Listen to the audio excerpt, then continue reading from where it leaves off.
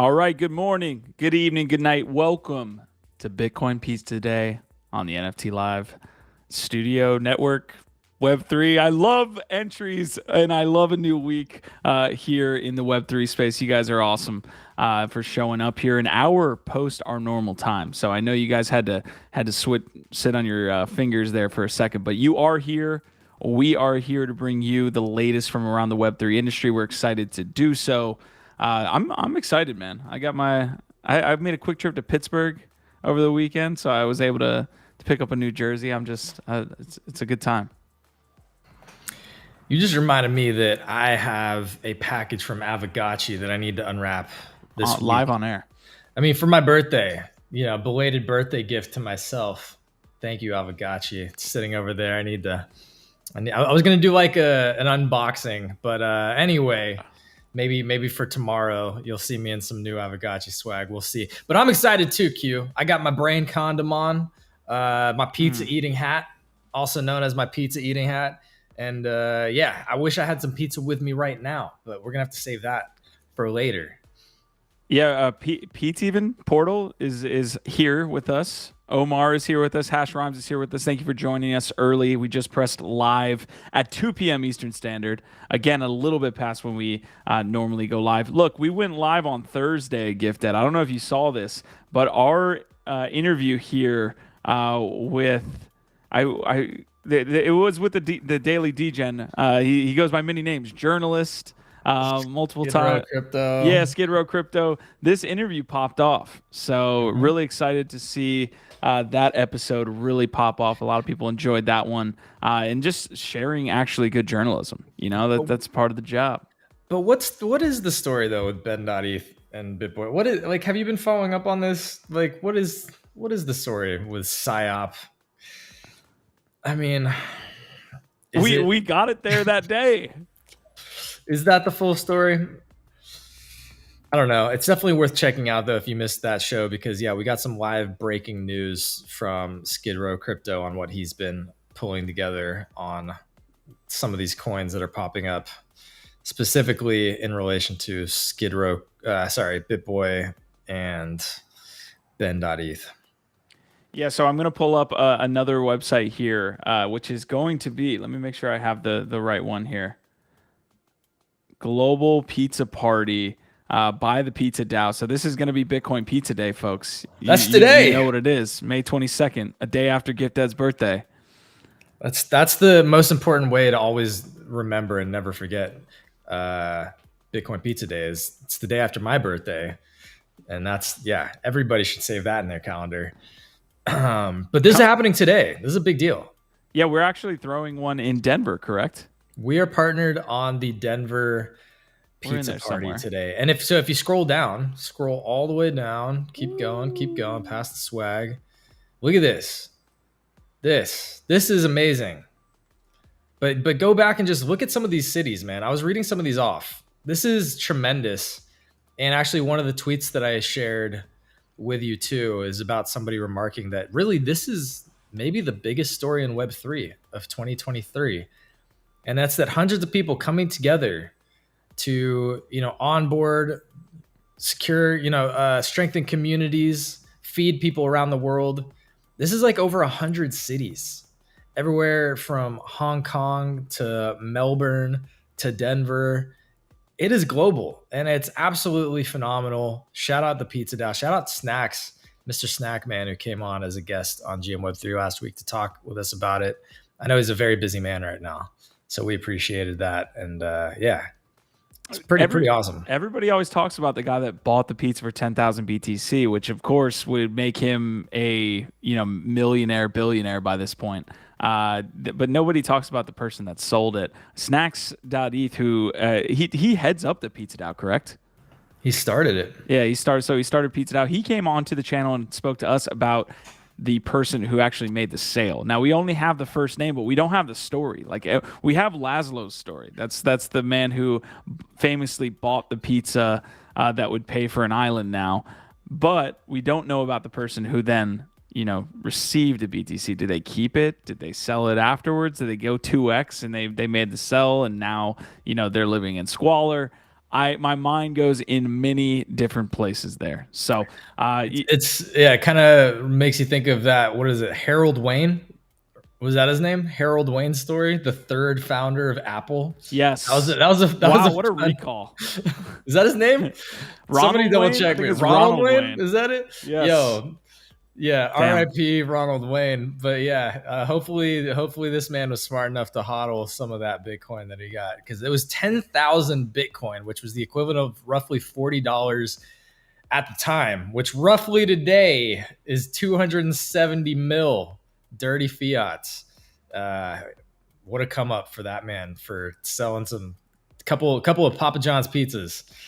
So obviously we're celebrating around the crypto industry right now. Prices have been holding over the weekend. So we're not really kind of moving up or down. We're kind of just, again, using that crab term, we're crabbing out a little bit, moving sideways. The NFT space has seen some pickup. I mean, Pudgy's was pumping a little bit. We have selective projects that are doing pretty well. Gifted had the fortunate interview there with Star-Lordy on Thursday of last week. That went really well. Oni Force is another one that's been pumping. So even though NFTs overall, if you look at, if you zoom out and look at the charts, even though we're not doing that well from a price floor standpoint, we do have selective projects that are doing, some pretty good things in the bear. Yeah, it's about the ones that are continuing to find ways to build and create different utilities and engage their community, keep their communities engaged. Deadfellaz launching something really cool that I actually think is worth pulling up and looking at, as well as the Pudgy Penguins toys would be fun to look at. Yo, shout out Sarah Script. I see you. Appreciate you. Back at you. Can we all take one moment and sing happy birthday to Gifted here? Yo, I will leave the show. Home, I will absolutely disappear. I'm getting up. I'm getting up. Happy birthday to Gifted. Okay, I won't make you leave. I would like you here, so I'm not going to do it. But I will do something else for you. I'll pull up that Pudgy Penguin story. Pudgy Penguins debuts on Amazon with 500,000 in sales. I don't want to see that image of a real penguin. I want to see the toys. Show me the toys, Q.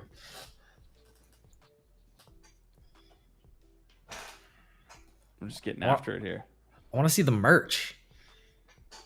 Go to their website. Should we go to Amazon the first time? No. We should go to the Pudgy portal. So they also launched a whole Web3, Web2 portal experience along with this.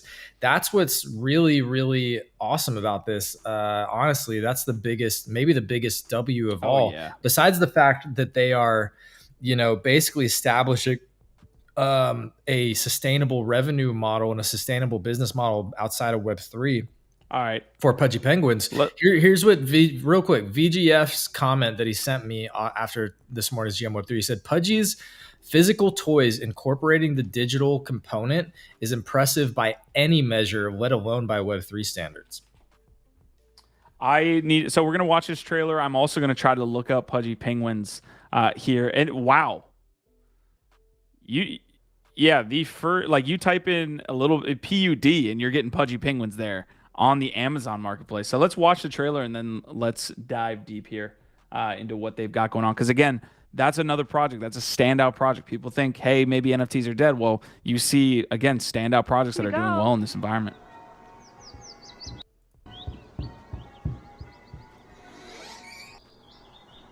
Julie, it's time to go.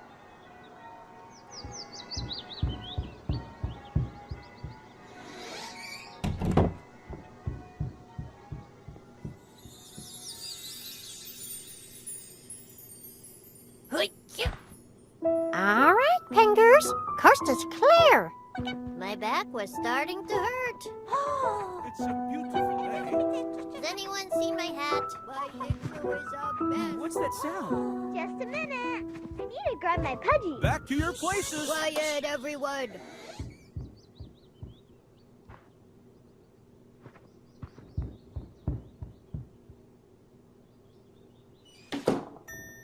Coast is clear. Nice hat. Did you catch any fish? I know it. How much you know? You only have one eye.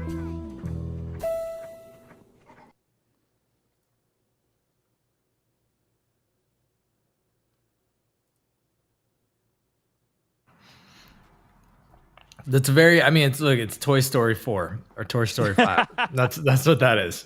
It's pretty good. It's pretty good. Look, so Pudgy Penguins is one that I haven't really ever gotten into because I didn't like the dude who was kind of leading it to begin with. I'm like almost blanking on the name. So, but I think it got sold, right? So for like 2 or 3 mil, new ownership, and they're very, very invested in the IP. And this is, to me, this is a massive win. This is one of those wins that I think is big for the whole space. And also, so this within the first 2 days of launching raised $500,000, over 20,000 units sold. If this shows you the potential of what Amazon as a marketplace can do with Web3 integrations, I mean, they haven't even launched the Amazon digital marketplace yet. You know what I mean? This, I think, is a massive win. Another awesome case study. One of those case studies that so many other Web3 brands and NFT projects can now look at and just be like, this is what's possible with some, quality execution, with some good quality products, some solid marketing. And then to me, again, the cherry on top, or like the icing on top, is the fact that they've built out a whole digital portal and like experience that bridges Web 2 and Web 3 and can help onboard more people into Web 3. I think this is a massive W. I'm trying to read the fine print here. It's very, very small. I'm trying to see what the NFT component, if any, on this. Look, official. Yeah, here it is. Official redeemable NFT, not officiable. Scan, stylize, explore. So it looks like you can bring these physical products into the digital world. So physical concept here, Gifted. Just a shout out there. Phygital concept, absolutely. And yeah, really great execution. Massive props to their team and any Pudgy Penguins holders. I mean, again, I've been in and out of the little Pudgies. I've actually done really well flipping little Pudgies. Have never had a Pudgy Penguin. Kind of missed the boat on that one. Oh, that was loud. Yeah, that was loud. But I'm sad. I'm sad that I don't have a Pudgy Penguin, and I'm thinking about maybe getting back into some Will Pudgies here. Yeah. I mean, well Pudgies are right now, what, 5 ETH? The little Pudgy's obviously a little bit cheaper, but just Pudgy Penguin's sitting at 5, right? Probably. I mean, we should go look. We should go look at the Will Pudgies floor, because apparently they have been acknowledging the expansion project Will Pudgies, that they're going to be adding some kind of utility. I don't know that we have that many details yet of what that looks like, but at least they have been communicating around the Will Pudgies and making sure that those collectors feel like they are part of what's going on.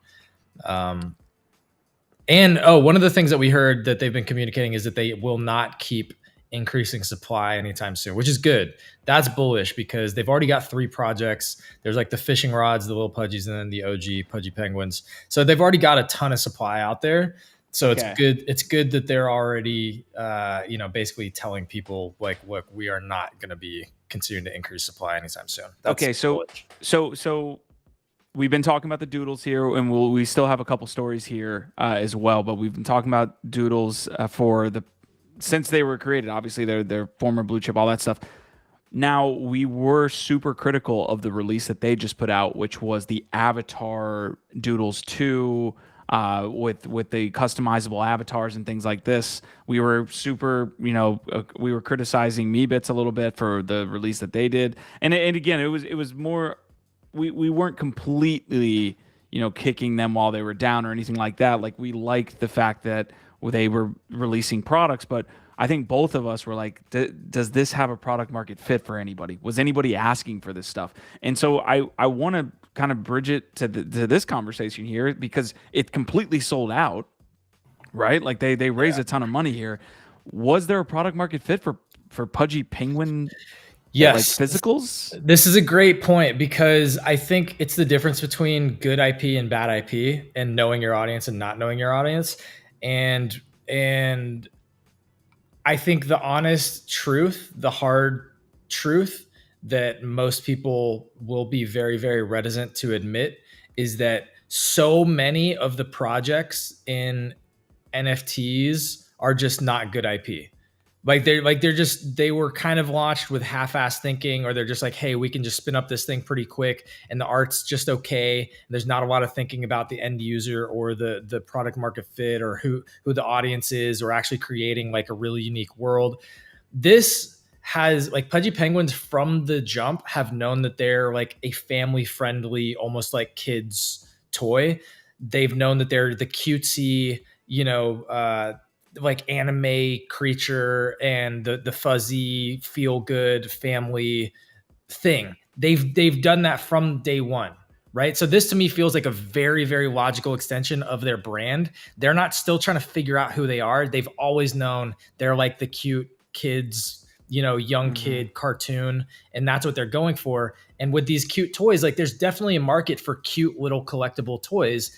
And this is like, again, this is quality IP at this point. You see, these are these cute little penguin characters. When you bring them to life in the context of a family-friendly collectible cartoon, little toy, a trinket that you put on your desk or whatever at work, people love it. It's super fucking cute, and it absolutely works. So to me, they've always known who they are as this, kid-focused, family-friendly cartoon. And this is a logical extension, and it slaps. All right, Pudgy sold over 500,000 worth of these physical toys on its Amazon storefront in the days following their launch, according to CEO Luca Netz. So, there's a revenue stream right there. You're talking about having problems, getting revenue as an NFT project. If you can continuously, release different, in this case, toys, right? Like, and they're, having any type of revenue like that, consistency is going to be key, obviously, though.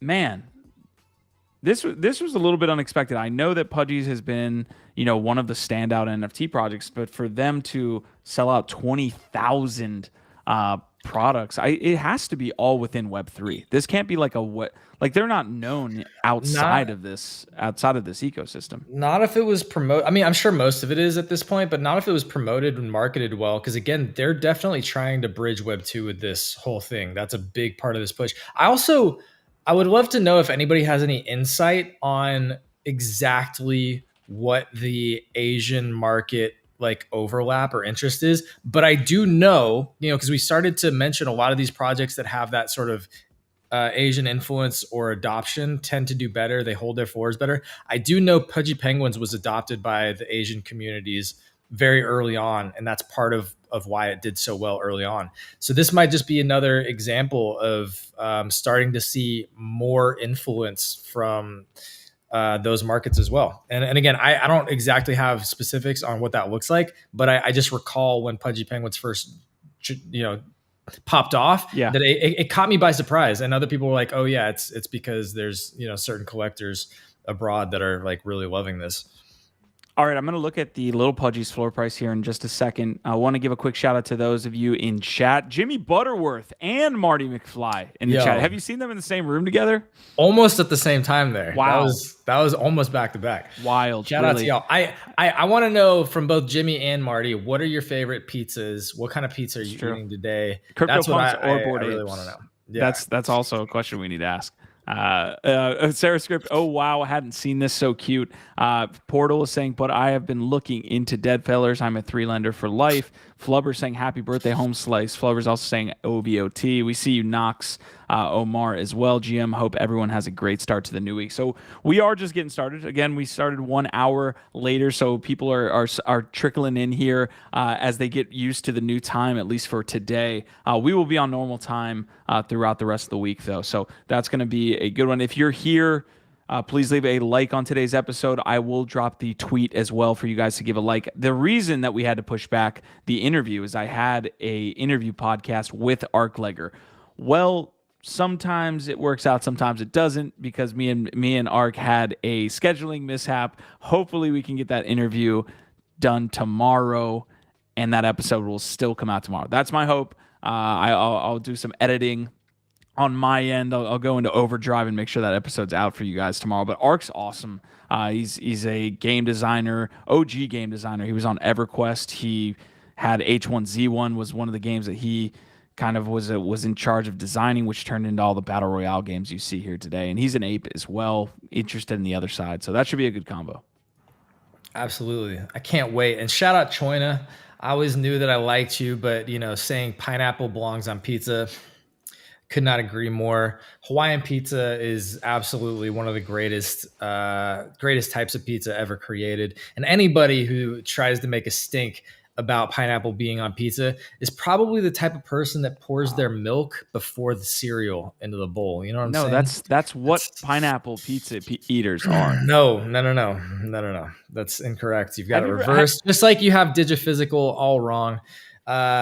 Common, but also this is a great moment for me to interject. If I put a poll, you know what that would be, but go ahead, interject. Let me interject. It's important for us to always say this, fam, and keep reminding everybody that this is not financial advice. Information was found publicly on the interwebs.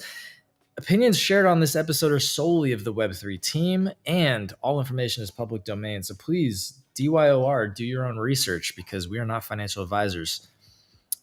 GIF. And no. I mean, yes. Finish. Look, pineapple on pizza forever. And I finally watched Feels Good Man last night. Great documentary about Matt Fury and the origin story and evolution of Pepe the Frog. And it's fascinating. So is Pepe the Frog a alt-right Nazi symbol after watching that? Okay, perfect. No, I mean, it was definitely co-opted like hardcore for a little bit. Yeah. And there are some horrific versions that people have created of Pepe, but that was never the intention. And that is not what the frog is about. But there were people that co-opted Pepe into some very, very hateful things. Okay. Let's round out this Pudgy Penguins discussion. GIF, I saw an interesting part of this tweet that I want to share here and get your take, but this is awesome.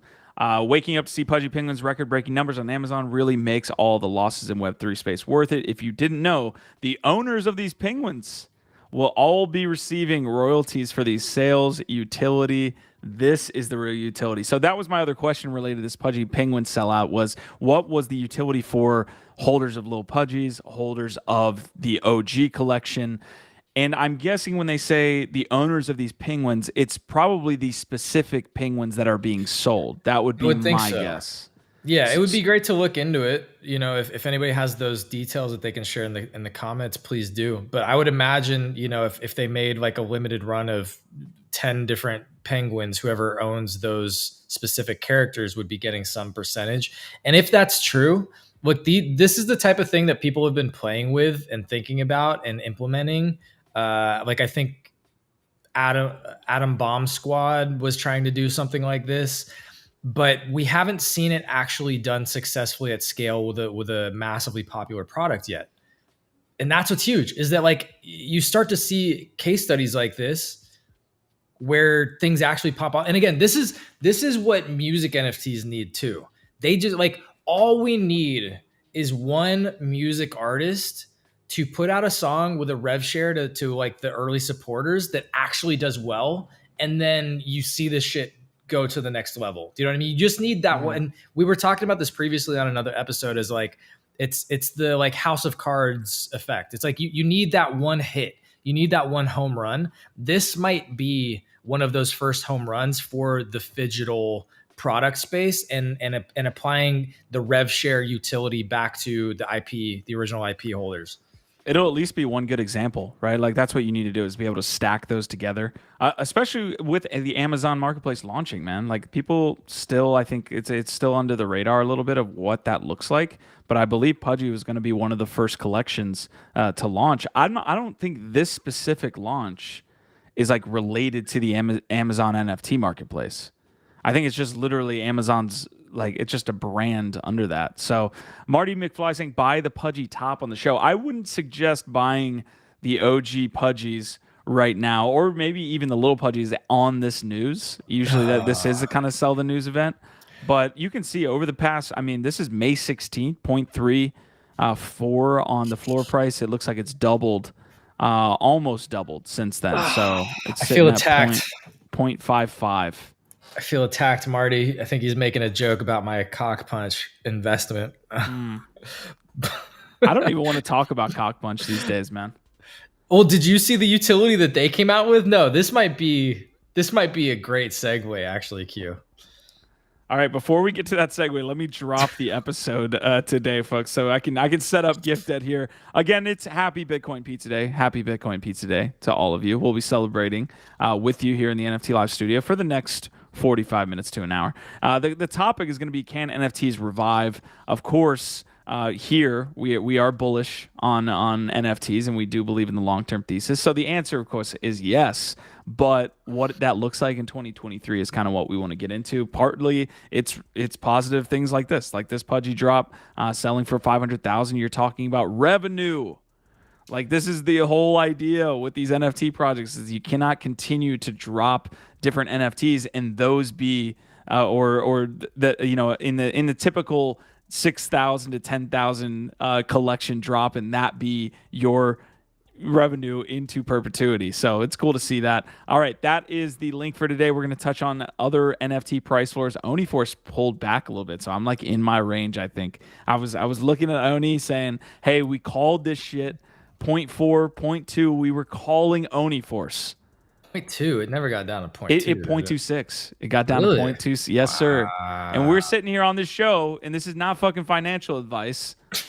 But He's so triggered. I am triggered. He's tilted. Yo.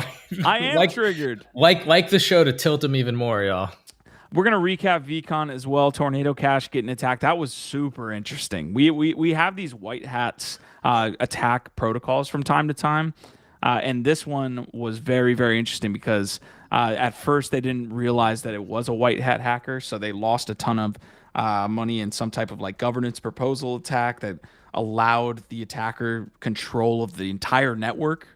Tornado Cash being this system where you can filter or wash trade or wash your crypto, essentially. So it allows for privacy in that environment. A lot of bad actors have used this protocol. So I believe the Tornado Cash founders were under attack from the US government. So kind of crazy stuff that we'll get into. They were attacked, but that is going to be the majority of the show here today. All right, Gif, I set you up.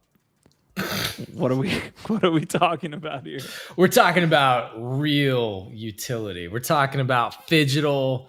Web 2 meets Web 3 meets Web 2 again. And we're talking about Cockpunch, fam. That's right. The project, you cannot keep him down. You cannot keep that man, Tim Ferriss, down. Everything that we've been waiting for, I think our prayers have been answered with this update. Did you send it to me? Yeah, I did. I'm like waiting for you to pull it up. I thought you already had it. All right, my bad. I was in the middle. Oh, Here it shit. is. Here it is. Special announcement. The FTZ House Blend coffee from Medium Four Arrows roast? Press is now available. This medium roast coffee is bright and expressive. Wow. Like a Southern Jacquin. What the heck is this? Jacquin? I don't know what that is. After 3 shots of espresso, it sports a juicy body with lasting sweetness, reminiscent of a summer fling I'm hot. and butterfly wings. Flavor notes sing of lime, orange blossom honey, and vanilla. For if not to sing, what the fuck are we doing here? Great question, Tim Ferriss. What the fuck are we doing here? Apparently, this is it. You can go and get some Cockpunch coffee for.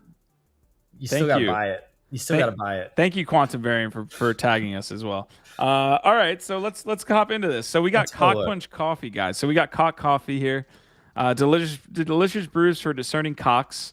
I you know what? I for one am glad that we're talking about Cockpunch because we took a reprieve there from saying the word cock for a long time. And you know what? I'm just glad to be back. That's a nice Cock coffee right there. Only $22.32. If you want to cop that, fam. Click here to be notified when the FTC house blend. So what? Okay, so can I buy Cockpunch coffee in retail stores? Exclusive Cockpunch coffee. What's so special about the Bellwether roaster? Okay, what's the tie-in here? Yeah. That is the question that we're all asking ourselves. Is this okay? So I think you have to. Is this from the community? You have to drink a shit ton of coffee to get through the podcast. Maybe that's it. I don't know. I haven't even listened to the podcast, so clearly I haven't had enough of this coffee to make me care. All right, we're kind of fudding a little bit. We're fudding pretty hard here. Look, they did something.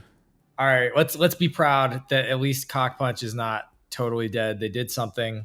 I don't want to FUD them too hard. My bags are still tied to this. Easy and Crypto's in the house. OVOT, my man. He's saying not even dark roast, which I can appreciate. The fact that you guys are erect for this announcement shows how low we are in the space. Prodigy, thank you so much. So, is this? I believe this must be a community project then. That Cockpunch is just highlighting. This is one of those like when you have like a Bored Ape restaurant open, yeah. Okay, so this isn't coming directly from Cockpunch, I'm guessing. Well, they have Cockpunch coffee. Yeah, it's something. I would not have seen it if we hadn't been tagged by Quantum Variant. Shout out Quantum Variant for highlighting this awesome new phygital utility from the team over at Cockpunch. Anyway. I have one last question regarding this. I remember the obviously the podcast was a big kind of like draw for this drop, right? We knew Tim Ferriss and his history of having successful podcasts. This is almost in some ways a media play, right? Because Tim Ferriss is that media influencer, and him launching a podcast that had Cockpunch related to it. It's ELF. Yeah, ELF. Yeah, I remember. Emergent long fiction. I'm going to look into this because it says May 10th. So let's look at the separation between these episodes, okay? I just want to make sure these are coming out consistently. So we have January 5th, January 18th, February 16th, so then a month. March, so another month, and then a month. So monthly podcast at this point. I'm hoping this is coming from Tim Ferriss himself. And not like some person on his team. Let me check. Okay, I know you can't hear the audio there. That's not Tim Ferriss. That is somebody reading what I can only ascribe to like a Dungeons and Dragons skit of the IP that they're growing out. So, yeah. Thanks for bringing Cockpunch back up, man. I appreciate you. It's the cock can only go down for so long before it comes back up. That's what I keep telling my girlfriend. All right. Here we go. We are going. So Turbo been tweeting new stuff daily. Win Moon. Yeah, Win Moon. I'm with you on that one. Okay. Follow up, obviously. So we've been covering the meme coin season. How is meme coin season doing right now? Is Pepe doing okay? Is Turbo doing okay? I've been following them generally. It doesn't look the best. They're both holding. I think people are being very, very careful right now, and I think that there's a lot of short pressure. I think a lot of people are shorting the shit out of them right now, and I think that the debt ceiling talks is weighing on the larger crypto space. So I think it'll just probably take a little bit longer. But I still think, like, I'm still holding, again, none of this is financial advice. I'm still holding Turbo and Pepe strong. Like, yeah. I think that they are not done. I think that when things start to turn around, which I don't know when that happens, could be a couple of days, could be a couple of weeks, could be a month or two, given, again, the macro of what's going on. But people, I think, are over shorting. Like, I think we've reached a point where, like, just in every cycle where the pendulum swings like so far, and it usually goes past, like it goes past where it probably should go because people are so reactive, and then there's corrections. You know what I mean? I think people have gotten to the point where they're shorting good projects too heavily. So I think we're getting into that territory where people have been too bearish on some good projects, and that we will see some kind of correction. I can't say when. I don't know when, but what I'm seeing is a lot of shorting, a lot of still very bearish pressure, people being tremendously scared and careful around these volatile assets, which that's fair. And again, with the debt ceiling and the macro situation still being very negative, I think I think money is just being very, very slow to move in right now because everybody's expecting like another leg to drop or another bank to fail or something to happen. But I think people have gotten overly zealous on the bear case for some good projects. And I think that's why you're starting to see some of the good NFT projects actually pick back up. It's like when you do oversold. see, yeah, I think a lot of things are oversold. And I think that to me is, I think Turbo and Pepe right now are just waiting for some of that energy to like turn around and some people to start to, free up a little bit more of that liquidity. Because I think that those two projects, when things get more bullish, are going to fucking rip. Yeah, I'm going to pull up both price charts here for Pepe and Turbo. I would like to see Turbo lean into the AI piece a little bit more. Like you look at so this is their Twitter profile. They're talking about like getting listed on exchanges and having community. I think that's important. Story. That's important infrastructure for a new coin. You got to get interoperable and accessible and easy. And liquidity, right? I guess what I'm thinking more along the lines of is like in the beginning, if I'm not mistaken, the founder of the Turbo token was literally documenting his experience creating this using AI. So I think a lot more decisions of what they're doing should continue along that mindset of like this project is being developed actively by an AI as opposed to saying, hey, we created this with AI and now it's a meme coin. You know what I mean? And now the community is going to do what they do with it. They should really lean more heavily into, hey, the AI is going to make this decision, or the AI. You know what I mean? I know that. Yeah, it keeps the narrative going. That's what makes their narrative so unique. I agree with you. I think that's a great point, Nifty Q. You have those sometimes, and so that's a great point. It's to me, it's a great place to be buying right now, in my opinion, because I think it's oversold or undervalued right now. But again, not financial advice. These are tremendously risky plays, but I'm fully transparent. I'm holding a giant bag of Turbo and I'm still bullish on it. I just think the macro sucks and people are being very, very cautious. Yeah. And I think a lot of people, again, I think are like shorting. I think people are shorting the shit out of a lot of these things right now. Fativan portal. I don't know how to say that. Fativan. Thinking about throwing 20 bills on RFD. What's RFD? I don't know what that is. Let us know what RFD is. We'll look into it. Yeah, Squiggles are back. We just pulled up. I think Squiggles did have some good sales. There were some good, like strong NFT sales over the weekend. We pulled up the Turbo chart. Not looking as good as the Pepe chart. You're looking at a 30-day here. But over the last, what would you say, 10 to 14 days, so the last 2 weeks, it's been holding along with ETH, right? Like ETH hasn't moved basically anywhere in that time. So definitely is more volatile. Let's look at Pepe here as well. You can see over that 30-day timeline hasn't seen nearly the drop off that Turbo has, but still down from all-time highs, of course, but it's been holding over that 14-day timeline as well. Volume not as strong as obviously when it first got picked up. But overall, I think again, I've parroted this multiple times, but both of those tokens, in my opinion, are going to do well. It seems like Pepe is holding that narrative stronger than I thought Turbo would. I really thought Turbo would be like that secondary asset. It still could, but yeah. Apparently RFD's refund and Stoop over here. How do you not know about refund? Because like I stopped paying attention to every single new shitcoin that popped up every 10 seconds like a week or two ago. That's why. But happy to be educated and look into that one. But Q, I was wondering if we can pull up, when we were looking back at some of the DeFi summer charts, I would love to look at some of those charts in comparison to what Pepe and Turbo are doing, because to me it looks very similar. Like you got that initial pop, then it kind of like evens out, it corrects down, and then there's like more to come, right? It's like there's another couple pumps at least. Yeah, I could pull up one chart. So again, synthetics is one that I bring up a lot of times. My problem with that is like we need to see more development with the I hate to say this, but like there needs to be more of an ecosystem around meme coins to make that direct comparison to DeFi Summer.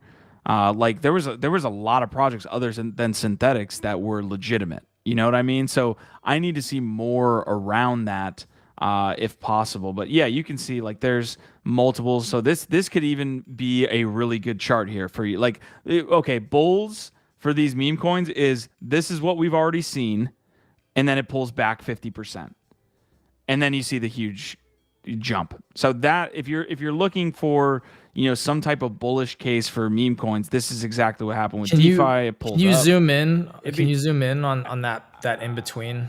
It'd be tough. Okay, so I could go from April 2020 to September 2021. So April 2020. This is going to be hard to pull off here, folks.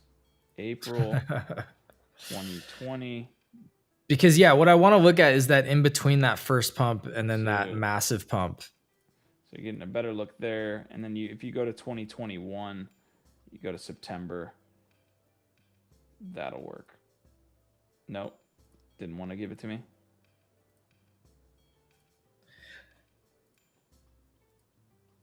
So here it is. All right, that's pretty good.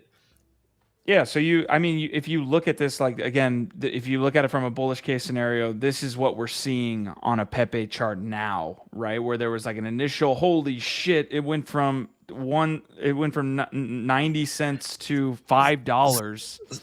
So that sideways consolidation there, where it's dipping in between that first pump and that second, like that runs across several months, right? So there's at least like 2 to 3 months in there of that consolidation. Yep. And this is DeFi summer, right? Like there was like these pop off projects. I mean, synthetics, I don't even know what the ICO price was or the initial price was, but this is when people were really getting in that were early. And then this is a whole year later that DeFi summer happened. So yes, if you want to have the bullish case, there's your bullish case. That's what most DeFi summer charts look like. The difference, I think, is there needs to be more activity. Maybe a refund is a great example. Maybe like we're seeing, there needs to be a staple of project. It can't just be two, or else you can't really call that a season. You call. There's a ton. There's a ton. We've only really fixated on these two as having strong narratives, but there's a bunch out there, and I've got my fingers in quite a few. I'm not in refund, but yeah, most of them are not doing well at all right now. But I'm still hodling. Yeah, maybe we can look at refund. I don't know what other big story. I know you were trying to get in and out of here pretty quick though, so I don't know if you want to hit the news and try and get out of here in a couple minutes. Choina saying, did you hear about that? Don't talk to me unless your PFP is 100K. Dude had his apes stolen. I did not hear about this. Put your high value NFT assets in another wallet and never touch them. The only transaction your high value NFT wallet should do is a transfer into whatever wallet that you're trying to sell it from. Okay? That's it.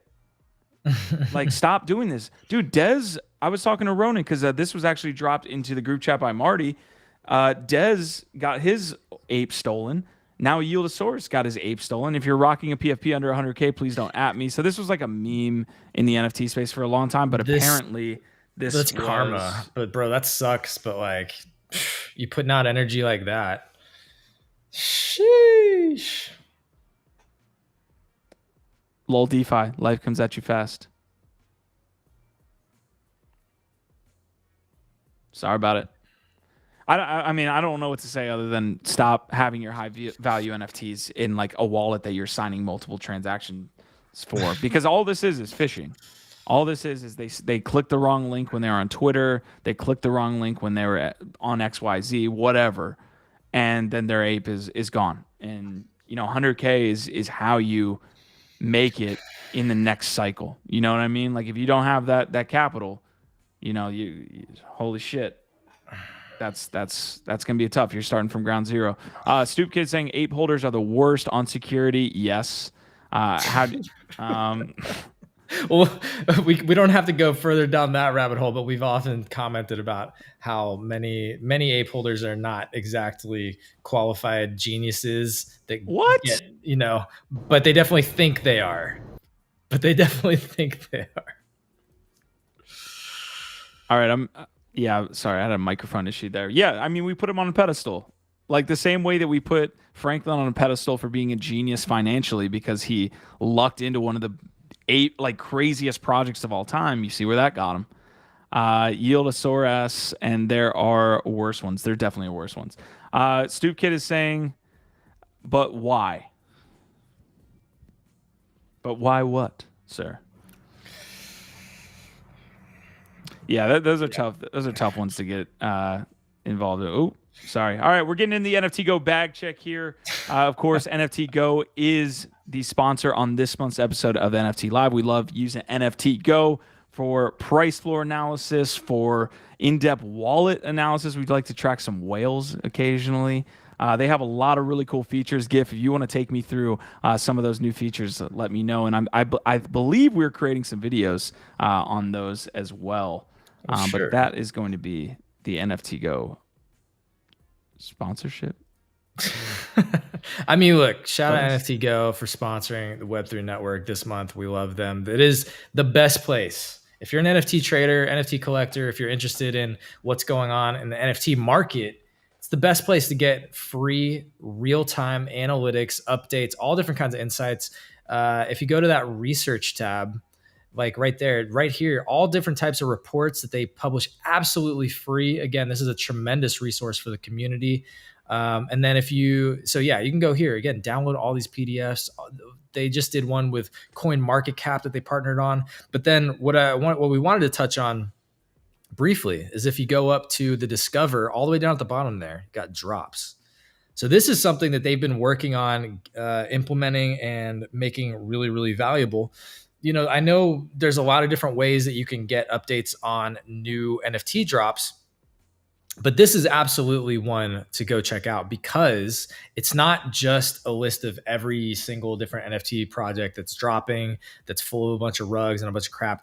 The NFTGo team actually takes time to curate the projects that they think are the most interesting. So obviously that doesn't make it 100% foolproof.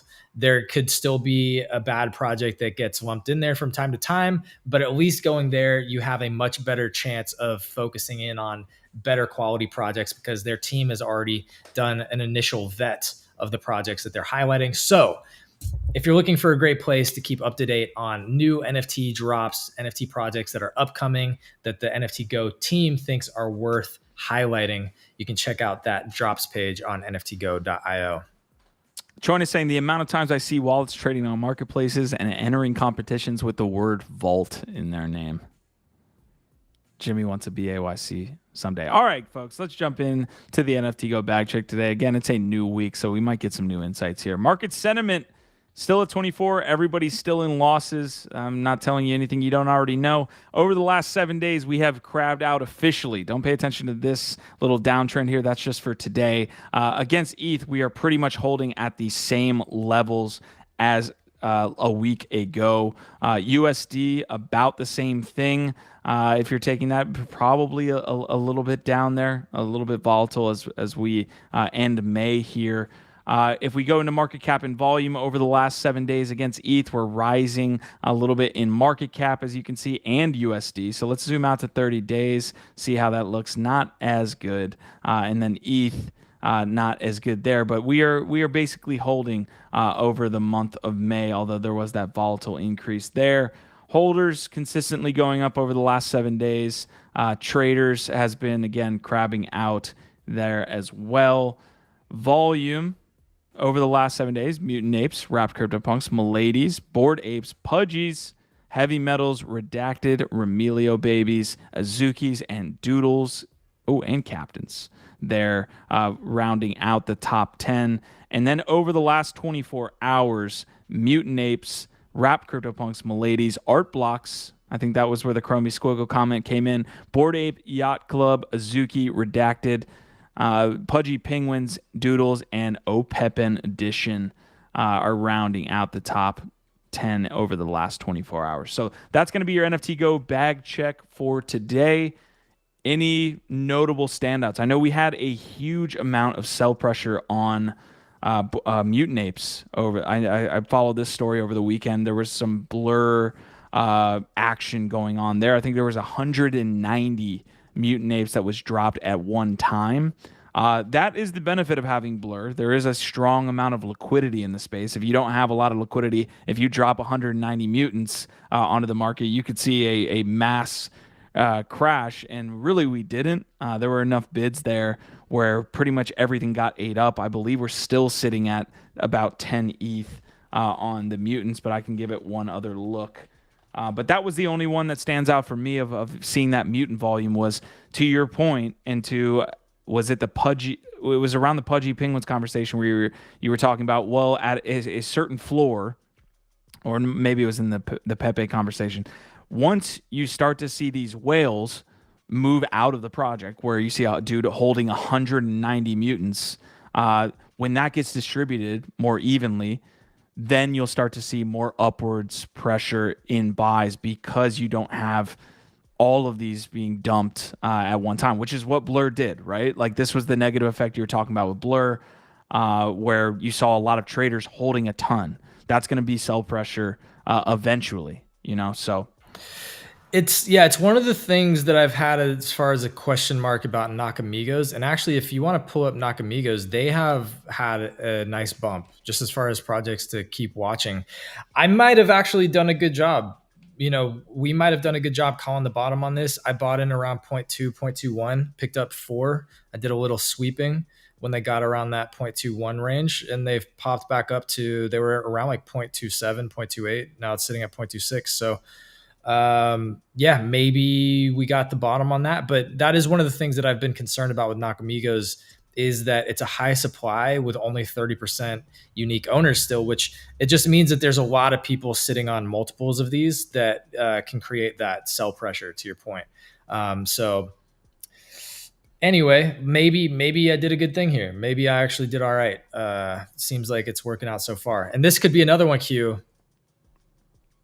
This could be another one that you were sitting here like, here's my buy number. And if you didn't pull the trigger. Yeah.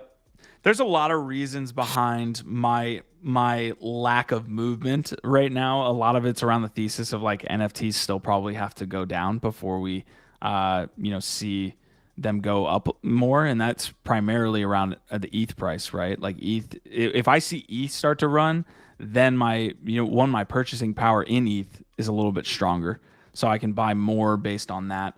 But I don't think NFTs will run until ETH runs. I'm in that camp. So I still think maybe we see some droppage. But yes, that is one thing I will give you, GIF, is you do pull the trigger when you see an opportunity. And, Nakamigos around 0.2 and Oniforce around 0.4. Those are points where you have to set up the trajectory and you have to set up the sites. And when they go to those levels, you have to say, hey, I'm gonna pull the trigger here. I mean, just giving out advice that he doesn't take over here. But yeah, I mean, it seems like you're right, whether or not you're doing it. Choina saying, I grabbed a Naka around 0.2 as well. Seemed like a good entry point. Seems like it's so far. Only time will tell. Marty's saying he's going to sweep Cockpunch today. That project is fire. Yo, let's go, Marty Butterworth. Excited to see your new cocks. Just getting after it. Please tweet at us so we can share those around. Honestly, maybe you'll be able to get some discount on some Cockpunch coffee if you get enough of them. So I'm looking at NFT price floor here on February 21st. What was the pump? Is this the Star-Lordy taking over? Was that the initial pump to 1.5? I think it was probably the initial announcement of new ton of leadership. Volume. Okay. Yeah, I think they came out with big announcements around the acquisition, and everybody had been waiting for a while. It was like the worst kept secret. Like everybody knew that there was something coming, but it was taking so long to like sort out. So yeah, I think that initial announcement about the acquisition. Okay. All right, so on NFT Live here today, and again, none of this is financial advice. I'm going to pull up the handy dandy little bottom rung here. What's the official word for this? Why do I always blank on while we're live? It's like a bumper. The bottom bumper. Well, there's lower thirds, there's chirons. Lower third. I mean, that's just like what do you call it? It's like it's just a streaming a feed. I don't know. Yeah, streaming, whatever. You see the lower third here. Don't take our financial advice here because it's not. It really isn't. It's just us being stupid as hell, aping into projects. Just watch and get some popcorn and sit back and enjoy us losing everything. We're up here at your expense, folks. We are up here at your expense. Anyways, I will be on NFT Live here today. If Oni Force goes to 1, I'll fucking pull the trigger. Okay. If Oni Force gets to 1 ETH, and this is the thing, if Oni just runs from 1.3, it doesn't matter. Like I should just be, if I have conviction on Oni Force, it really does not matter. Although I'm trying to buy a load, if I believe it's going to 5 ETH, 1.3 and 1 does not matter. So I know I said it wasn't financial advice and it's not, but I'm just saying. Marty, why are you insulting your alter ego over here in the chat, saying you think I'm Jimmy? All due respect, he's kind of a noob. I mean, come on, stop being so angry at yourself over here. It's like you're punching yourself in the face. This is like some liar stuff we're watching, or some like Fight Club where he's just like beating the shit out of himself live in our chat right now. I don't know who to root for either. I like you both. But can we talk about Deadfellaz? Okay, wait. First, I agree with you, Q. If you have conviction, there's not that big of a difference. So yes, you should have bought Oni Force. I hope you do at some point, but I understand you're being cautious, which is fair. Let's look at Deadfellaz. I sent the tweet in the chat. I sent the tweet. I shat it out into the chat. Look at these animated fellas, the streaming fellas here. I'm actually excited.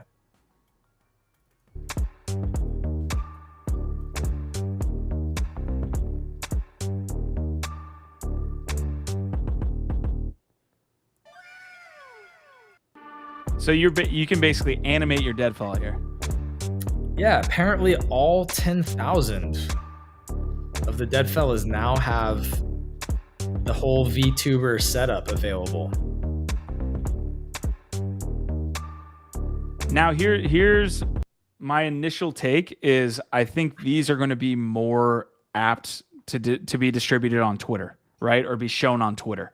Like I think you can. I've seen people with animated Twitter profiles. I don't know what fucking shit needs to go down for that, but you could transfer that over if you animated your Deadfellaz. Yeah, I think this is the type of thing that has potentially a lot of different use cases across a lot of different digital platforms, and that's what's cool about it. Talk about a way to make people identify and love their IP more and use it in a lot of different cool and interesting ways. I've been bullish on Deadfellaz. Okay, can we go look at that for? This is one Q that I've pulled a U. I've pulled a nifty Q on this one because I've been talking about sweeping the Deadfellaz floor. It's been sitting around 0.23, 0.22, and they came out with this announcement finally. It started pumping, and now I may have missed getting in at that level, but I'm still thinking I might pick up a few more because I still think it's... So to your point, it's like, I don't know that I want to wait for another big announcement to drop on this one because it's already, I think, in a really affordable place where it's undervalued. It's also not. It also hasn't 2x'd since the call, so you could potentially make it. Yeah. At one point, Oni Force had gone up 3x of when we were talking about it. So right now, I mean, if you were looking at a 0.22 and it's sitting at 0.28, I mean, I might sweep some. You think the train's leaving the station? Not financial advice. Well, that's the thing is like now's to your point. It's like, oh, what's the difference between like 0.2, 0.3 if you're convicted? Like these still might drop down a little bit. So I'm like, oh, do I want to wait? But like, then I might miss the train, right? So it's kind of that weird middle ground where maybe I just need to pull the trigger, right? I'm really interested in this move with Deadfellaz because now they've released 2 products that are specifically around the Twitter profile, like the PFP aspect, right? Yeah. They did the front-facing fellas, and now they're doing the animated PFP. I'm just super interested in their hyper focus on that. Clearly, that's a good thing. You know, obviously, like It's IP. Yeah, It's interactive. Well, it's IP. It's able to be shared in the environment where people are at. That's Yeah. my biggest thing with the Doodles avatar shit or the meet and the NB bits. It's like, where are you sharing this? Like on their in their locker room feature on their platform, it's just not conducive. All right. You know what? We love big, bold predictions. First of all, before I do that, Prodigy is absolutely calling you out over here in the chat, fam. He's calling you a dirty MFer over here, saying you say this shit every day, Q. You say you're gonna pick him up, and you're just sitting on your hands, not doing anything. Prodigy, let him know. Hold this man accountable. He's literally been saying, "Oh, I think OniForce is gonna be a 10 ETH." And he hasn't done shit. It was sitting at 0.4, 0.3. No, not 0.3. And I looked on that chart. I didn't see it. It probably wicked down. It was like there was probably a 0.4. couple cells that were like at 0.46. Yeah. Okay. But the guy's over here saying, I think it's gonna be 20x, 25x that in less than a year. And he's not pulling the trigger on this shit. Hold him accountable, Prodigy. I appreciate that. But all right, it's my turn for a big bold prediction. I think this time next year, Deadfellaz floor is going to be around 5 ETH. So I don't know if it'll be above or below. I think it'll be above. I think Deadfellaz floor will be at least closer to 5 ETH a year from today. I think Deadfellaz is going to be one of the biggest stories in NFTs. And I think that they are very, very undervalued right now. If I had my ETH already, you know what? Fuck it. How long we got, Q? I'll fucking buy a Deadfella like live. But I got to do some like. Are you sure? Shit. No. Do it afterwards. We don't need to do this live. Why not? Don't buy into the masses yelling at you, Gifted. No, it's not that, bro. It's like some of us have real conviction. And some of us, sometimes you need to like actually put your ETH where your mouth is. And so I'm just saying. Okay. You know what? Why not? Let me take a look real quick. Let me take a look here. Why not? So we've got a potential live buy. Portal saying I want a Deadfeller. So you can send it to him right afterwards. Deadfeller. All right. Where is Deadfellaz on this list? Oof, gas is so fucking bad right now. Is it really that bad right now? Or is that just the... I'm trying to find Deadfellaz here. MetaMask. Skip over it? Sheesh. Oh, why is gas so fucking bad? 131. Okay. All right. So we're sitting at 0.28. Eesh. Could get a Goblin Town for the same price. I don't know if I'm buying that. Such an interesting way to look at the NFT space, like by market cap. So honestly, the thing that's fucking me up right now is that gas is high, and I'd have to like make some swaps like to get some more ETH, and that's what I don't want to do right now because I don't want to spend like hundreds of dollars just on fucking swapping and gas right now. Easy is saying you have a lot of FOMO. Marty is saying, are you taking bets on that prediction? I will take the bet it doesn't touch 0.4 in a year. Who is this, Marty? Bro. All right. Let's bet. Let's just bet like 0.1 ETH, bro. 0.1 ETH, Marty. You're saying it won't even touch 0.4, and I take that bet. Abso-heckin-lutely. 0.1 ETH. Put your ETH where your mouth is, Marty McFly. I bet you 0.1 ETH that within a year from today, by May 22nd, 2024, Deadfellaz will absolutely have hit 0.4 ETH and gone beyond it. So, Stoop Kid is saying gas is high because of another shitcoin. So RFD is causing someone check in on the Jared from Subway. Oh, he said 4 ETH. I thought he said he said 0.4 and then he said 4. Bro, all right, get your shit together, Marty. Now I don't even know if I can rely on you for this bet. Well, 4 isn't actually like 4 would be a significant increase. That's a very different bet. Yeah, these are not the same bets, Marty. I believe it says 0.4. I will take the bet if it don't touch 0.4. Right? He said now regular 4. Okay. Yeah, okay. All right, sure thing. Damn.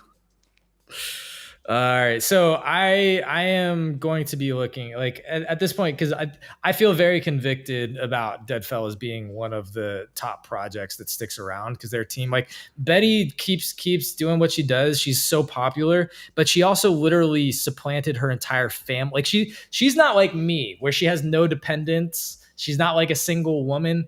She has a family. She has kids. I'm pretty sure, right? Like she's a mom, and she moved her entire family across the world to keep building and pursuing this. Like that kind of dedication to your project and the IP, and it's a quality project that already has a lot of love. Like I just have a lot of conviction in what Deadfellaz is doing. So not financial advice. I've been sitting around. I already sat on my hands and didn't pull the trigger when they're closer to 0.2, 0.23. So at this point, I feel like I have to get a couple more. I've already got a few, to be clear, full transparency. I've got a few fellas already, and I'm trying to get more. Okay. All right. Well, we'll be following this throughout the months then, I guess. I'm interested on this Deadfellaz prediction. So are you more, maybe we can ask this tomorrow because we do have to get out of here pretty soon, but I wonder if you're more convicted, and I don't even know if we're using that term. Like, do you have more conviction on Oniforce or Deadfellaz? Oh, I think that I think that you could argue which one's gonna like outperform. I think both are gonna stick around and do really well. Okay. Interested on y'all's takes on what collections you think are in this range, right? Because what we're calling is not, hey, Bored Apes, you should buy, you should be getting a Kennel Dog or you should be getting a Coda or anything like that. We're calling kind of like those, I want to call them B tier. I think that might even be throwing shade at them, but like they're obviously not these super well-known projects like Apes or Punks or even Azukis at this point. But that is kind of our call. I wonder what people there in the chat are thinking. So I mean, let us know. Only you could argue that it like isn't currently blue chip status. I still think it, like, you can argue that it is too, right? When Oni popped off, nothing had ever taken off like that. Its launch was unlike anything ever, and it's back in the top 20 collections by volume of all time right now, right? So it's like, it's hard to argue that they aren't A tier, even if their floor has been beaten down and they've been slow over the last year to evolve. Deadfellaz, I think, is maybe not quite at that level yet. So maybe you call that like a B plus tier if you really wanted to give it that kind of like ranking. But anyway, let us know in the chat, what kind of pizza are you eating today, fam? It's Bitcoin Pizza Day. It's a big day. I hope you're celebrating. I want to try and make it out to the LA party. I don't know if I will or not, but I'm going to try. And I hope that y'all are celebrating Bitcoin Pizza Day in whatever way makes you happy. But let's be honest, Hawaiian pizza is the right way. I'm not going to give any credence. I lived in Hawaii for 7 to 8 years, and I know the Hawaiians do not like the term Bitcoin pizza, or a Hawaiian pizza. Like, I don't think there are any Hawaiians that are out there eating pineapples on pizza. It's just the name. You're being semantic and you're missing the point, Q. Just saying. The point The point is smash the like because it's Bitcoin Pizza Day and celebrate with us. Help get this crypto gospel out to the whole interwebs. Y'all know how algorithms work. Y'all know how this works. It really helps. So thank you for smashing the like. We really, really appreciate it. And it does help. All right, we are getting out here in like the next 10 minutes, folks. I do have like a developing story. Obviously, we're covering NFTs for the most part on this show, but we're Web3. We're crypto. We're part of kind of the same larger ecosystem and universe. And Tornado Cash is one of the biggest protocols in DeFi. So it basically allowed you to, again, wash your funds. Like if you TLDR, if you sent ETH through Tornado Cash, you would essentially have no trace on the other side of that, of where it came from, at least. And usually that, when you're talking about using, platforms like Etherscan or other block explorers, that's the value of having the blockchain, is being able to trace transactions through time. Well, Tornado Cash allowed you a little bit more privacy if you did want it. Well, the DAO got completely bamboozled over the weekend, and that's a good way to put it. I'm gonna go through a couple different threads here. I'm gonna keep this short. There is also another tie-in, Kieran Mesquita. If you guys know that name, you're an OG in Lad City, because he was a OG member for a long time. He was a developer, so he's a high IQ individual. He actually has a thread that people were pointing to. So this was like, kind of, taken up in a viral sense. A malicious actors attacked Tornado Cash governance. Here's how it happened. A week ago, the attacker created a legitimate proposal using Create 2. Since the proposal was deployed, a new proposal contract was able to be deployed at the same address with malicious parameters. The attacker waited for the legitimate proposal to pass before they called the self-destruct function. The self-destruct was typically used in Tornado Cash proposals to clean up the proposal after execution. With the original proposal deleted, the attacker deployed a new proposal contract to the same address with malicious parameters. The attacker then executed the proposal, which assigned them 1.2 million new votes, outweighing the 700K existing votes in the contract. The attacker then used their newfound control over governance to drain the staked Tornado token and market sell it immediately. But what else can this malicious actor do with control over Tornado Cash governance? They can drain the governance contract. They basically have control of the entire protocol to some extent. Now, this was picked up, obviously, by CoinDesk in a few other of the large media publications. This was a great TLDR of it as well. So let me go back to the initial tweet. TLDR, the attack.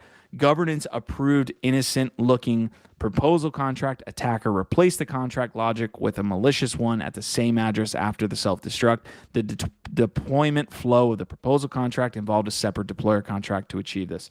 So, again, TLDR, this person basically abused the governance of Tornado Cash DAO to take control of the DAO and then siphon its funds. Now, this is a developing story because I believe the attacker is now trying to give that back or give some funds back. Attackers take over Tornado Cash DAO with a vote fraud. Token slumps 40%.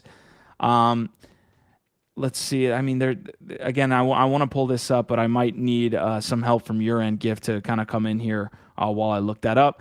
This is the reason I brought this up today, is because we're covering DAOs a good amount on this show and podcasts that we have as well in the Twitter spaces of DAOs evolution into NFTs when mass adoption is happening. So, kind of a summary of what I just said was, we think DAOs are going to be successful at kind of maintaining treasuries of organizations, maintaining governance over NFT projects. But what you have at the same exact time is shit like this happening. And when it does happen, you kind of roll your eyes, or you kind of say, hey, like, this isn't ready for mass adoption, if ever. Do the parameters or the features of DAOs make it so they can't be usable whatsoever for projects? Like imagine Deadfellaz or Oniforce raising a ton of money and this happening to them and them having no money in the treasury. It could be project killing. Oh, it has been. I mean, we've seen projects go through this, right? This isn't the first project to have an attack or an exploit like this, but it is interesting that it was done through DAO governance. And it's not something that I've thought that much about, right? To your point, we keep bringing up how DAOs are evolving and troubleshooting these problems as they arise.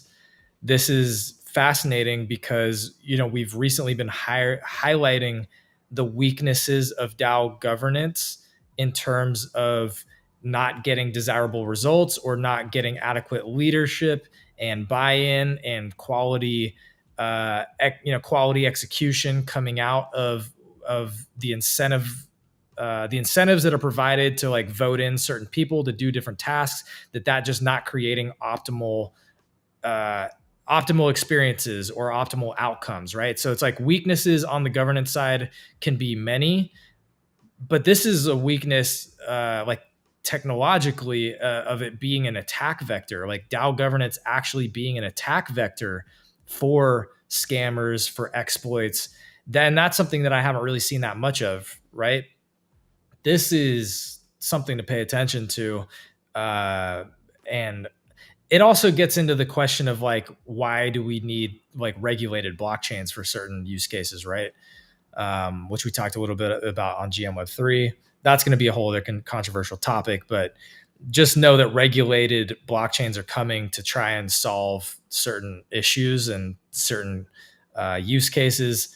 And this is, you see this and you say, oh, this is why you need regulated blockchains, because this is nonsense. Yeah. I do push back on the regulated blockchain. I heard you guys kind of talking about it a little bit while I was prepping for the podcast today.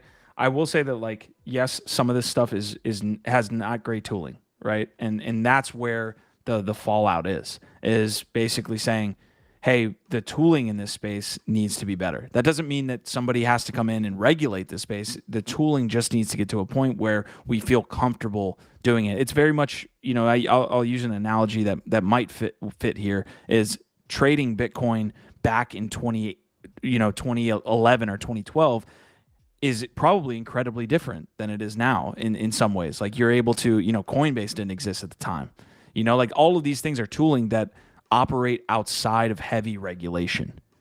Like, there is some regulation, don't get me wrong, that's related to Coinbase trading, all these different things, but exchanges like Binance and all these things operate primarily without like really heavy regulation. So it just needs better tooling. Like, we don't necessarily need the SEC to come in here. We just need people that build cool shit that's more effective. Yeah, but if we're being honest with ourselves, there's going to be a lot of people that never touch the space because of these reasons, without there being some kind of centralized security, authority, recourse, whatever. Yeah, so I agree both ways. I come at this much more practically about like believing that the technology can solve a lot of massive, systemic issues if we let it, but just understanding with the current climate and the amount of FUD that's already been out there and the real problems that exist, we're never going to get to mass adoption if there's not more Web 2.5 and like regulation and things come in that are compromises in certain degrees, right? Yeah. I think the goal is to try and make sure that there is still those fully decentralized options that you can still exit or have those off ramps. I just think it's unrealistic to assume that we're going to be able to exist and continue to thrive and grow without more oversight or involvement from bigger parties. Well, the good thing is both of those can exist. Like, that's usually my take on the entire space, is more of like a laissez-faire. Like, there will be the decentralized protocols that people can touch, and there will also be the more heavily regulated areas of the space that people can then interact with. Choose what you would like. I've also flopped a little bit on this ledger thing. We could touch on this tomorrow because we do have to run here, but I flopped a little bit of learning more about what's happening with your 3 separate secret recovery phrases, learning where those are actually being stored and how they can be accessed. I've completely flopped on my ledger take from earlier. I don't know about you. Yeah, I've started to see more come out that's also making me second guess some of it. So yeah, I think that's a great follow-up combo for tomorrow. Yeah, let's do it. One thing we'll cover tomorrow as well, we want to give the doodle some shine. Burnt Toast is working with Red Bull in a doodle art competition. So this is like really far spanning. You can see a lot of the potential winners. So these are like regional winners. You can see like different doodle art that is being drawn here with Doodle. I could even enter on my computer. So these are just like digitally generated, essentially. People are just drawing them here on the site. But really cool that Burnt Toast is actually working with the winners here. So again, there's going to be like one winner chosen after this big kind of like I guess award ceremony kind of thing. So there's some interesting stuff. So it says Red Bull Doodle art winners and an open mint of the collection is going live during the World Final. So some work with doodles that's going on here. We'll cover this tomorrow though, because I want to give it a little bit more shine. But yeah, that'll be it. There was a follow up to that Tornado Cash piece. The Tornado Cash attacker deployed a new proposal that would revert all of the damage to the governance functionality. So essentially, he has him by the balls here, and is saying, "Hey, I'll revert the governance." I don't know what that means to the money that he like cashed out. I don't know if he's cashing that back into the token or what. But the damage is done. Like you got a situation here where trust is lost. That's definitely the thing. But all right, folks, we're gonna get out of here in the next 2 minutes. I mean that was the primary. That was the primary coverage we wanted to get today. We had a lot of stories happening to start the week. Of course, we're going to have a continued coverage as we go along. We'll be here at the normal time tomorrow. And hopefully I can get that Wild Web episode with Arclegger figured out because he's a very smart individual. He can cover the other side pretty well. So there it is. Let's hack and go. All right, y'all. Thank you so much for tuning in today. We will be back with GM Web3 tomorrow, as well as NFT Live. We appreciate everybody tuning in, telling us that we were absolute degenerates buying this stuff live on air or buying it at the wrong price or yada, yada, yada. That's what we're here for, okay, is the sounding board for the community. But we appreciate you guys tuning in day in and day out. Learn from our mistakes, fam. That's what it's all about. All right. Our Vibe, our tribe. See you tomorrow, y'all.